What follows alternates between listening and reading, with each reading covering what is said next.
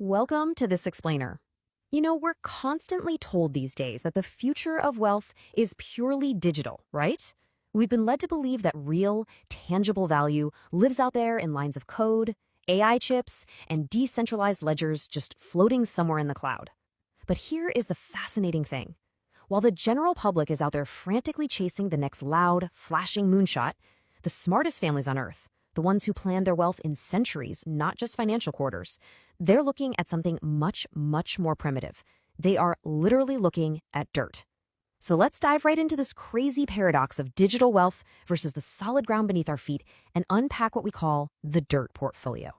Look, we've all seen the extreme volatility of chasing those loud, trending digital assets. 1 minute, a shiny new token or tech stock is absolutely going to the moon, and the very next minute, poof, it's evaporating right before your eyes. The public market essentially operates on this performance of wealth, just constantly chasing whatever makes the most noise. But this nonstop anxiety, this frantic checking of glowing smartphone screens every time the market crashes or surges, that's a totally modern invention. And frankly, it's a game that the ultra-wealthy are quietly opting out of. I want you to just think about the sheer scale of this number for a second. 270,000. Right now, as we speak, Bill Gates is quietly holding the title to over 270,000 acres of American farmland.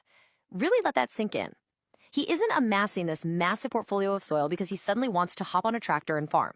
No, he's doing it because he understands a very simple clinical reality about the world we live in, a reality that all the noise of the digital age completely obscures. It all boils down to one absolute truth. You cannot eat a GPU. Think about it. We live in a world where central banks can literally print $1 trillion over a long weekend. So the only true, unbreakable hedge is the one thing they absolutely cannot manufacture more of: land.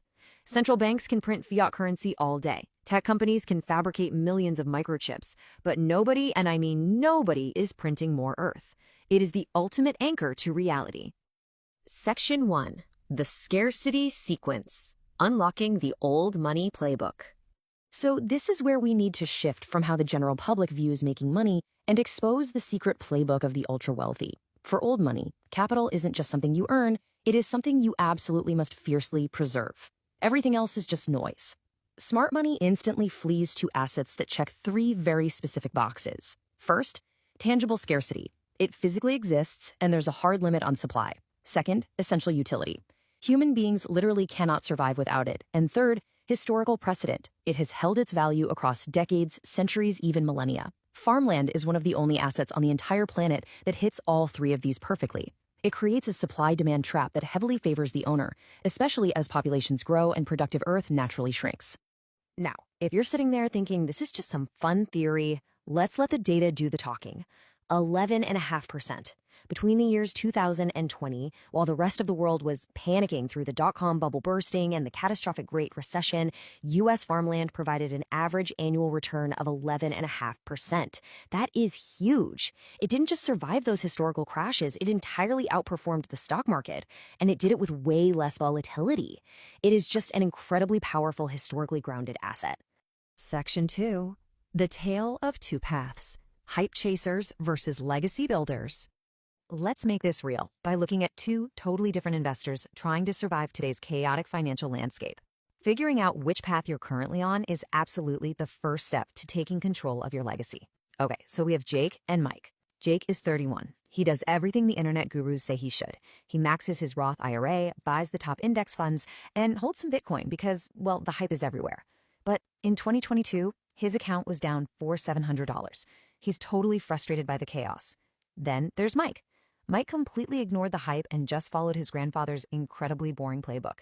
He moved his capital into assets with essential utility. And guess what? During that exact same period of market chaos, Mike's account didn't just hold its ground, it surged. So why exactly did Mike win? It's simple. Jake is playing the prosperity game, meaning he only wins when the whole economy is booming, and everyone else is winning too. Mike, on the other hand, is playing the crisis game. He knows that when the system inevitably freezes, when credit dries up and markets totally collapse, people still need bread. They still need their morning coffee. They absolutely still need the dirt that grows those things. The crisis game rewards safety and scarcity above literally everything else. Section 3. The 2008 Fingerprint. A Study in Survival. To prove this works, We need to look at the ultimate modern stress test, the 2008 global financial meltdown.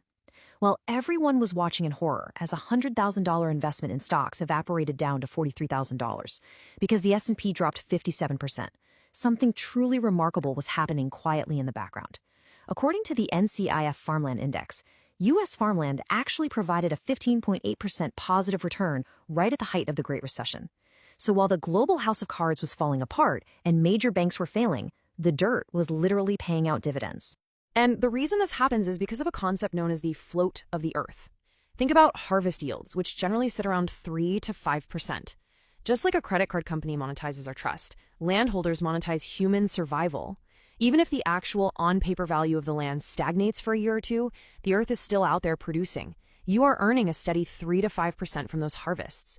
It essentially becomes a cash-flowing fortress, generating highly reliable income while the rest of the world is biting their nails waiting for a government bailout. Section 4. How to buy the earth. Replicating the billionaire formula. Okay, I know exactly what you're probably thinking right now. Buying a plot of Midwestern soil requires a $500,000 barrier to entry, and I definitely don't have a $500,000 sitting around and checking to buy a farm. And that's totally fair. But here's the secret. You don't need a billionaire's bank account to use their formula.